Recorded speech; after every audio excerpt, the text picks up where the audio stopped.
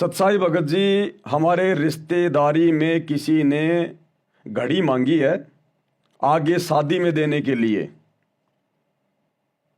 क्या हम कैंटीन से दिलवा सकते हैं उसको? ये कोई भगत है, कोई आर्मी में है, तो आर्मी वालों को कैंटीन से जो है वो सस्ती चीज़ें मिल जाती हैं।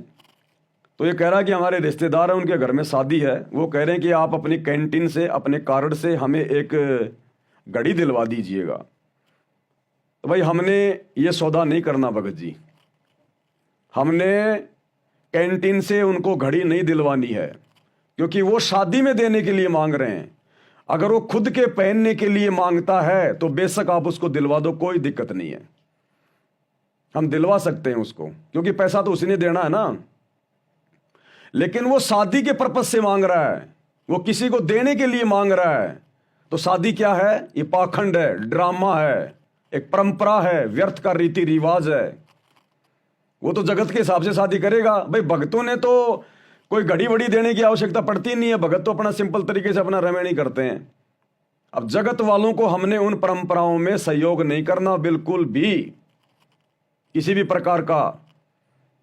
तो चाहे रिश्तेदार हो, चाहे अड़ोसी पड़ोसी हो, आपने कोई भी वस्तु अपनी कैंटीन से, अपने कार्ड से बिल्कुल नहीं दिलवानी है। कोई भी सामान खरीदवाने में आपने कोई सहयोग नहीं करना है, अन्यथा उस शादी में, उस पाखंड में, उस परंपरा में आपका भी सहयोग माना जाएगा। तो ये गलती हम भगत भाई बहनों ने बिल्कुल भी नहीं करनी है, बिल्कुल भी। हाँ, यदि आपकी दुकान है, आपकी यदि घड़ी की दुकान है, और आपसे फिर भले चाहे कोई शादी के लिए लेने आओ, चाहे कोई मरने वाले के लिए लाओ, उसमें हमें कोई दिक्कत नहीं है, क्योंकि हमारा काम तो बेचने का है, क्योंकि वो हमारी रोजी रोटी, वो हमारा धंधा है। लेकिन आपकी घड़ी की दुकान नहीं है, इसलिए आपने जाकर सहयोग नहीं करना उस चीज को खरीदवाने में, आपने कोई सहयोग नहीं करना। अब जैसे आपका रिश्तेदार आपके घर पे आ जाए और कहेगी जी मैं दारू की बोतल लाया हूं, एक पानी का जग दे दो, तो आपने वो दारू की बोतल के साथ में शराब पीने के लिए आपने पानी दे के सहयोग नहीं करना।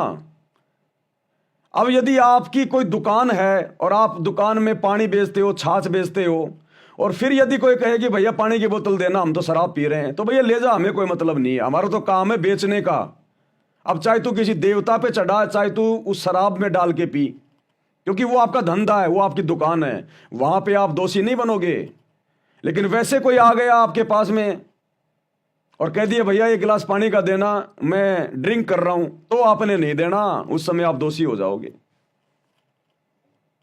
तो छोटी छोटी बातें हमने ध्यान रखनी है, बिल्कुल भी सहयोग नहीं करना हमने इस प्रकार से।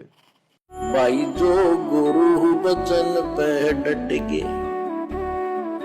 कट गए फंद 84 के, कट गए फंद 84 के, कट गए फंद 84 के।